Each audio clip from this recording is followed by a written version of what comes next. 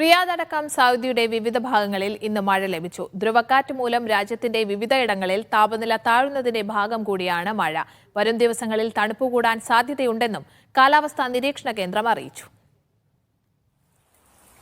തലസ്ഥാന നഗരിയടക്കം റിയാദ് പ്രവിശ്യയിലും കിഴക്കൻ പ്രവിശ്യ അൽബാഹ, അസീർ, മക്കയുടെ തെക്ക് ഭാഗം എന്നിവിടങ്ങളിലും ഇന്ന് രാവിലെ മുതൽ മഴ ലഭിച്ചിരുന്നു.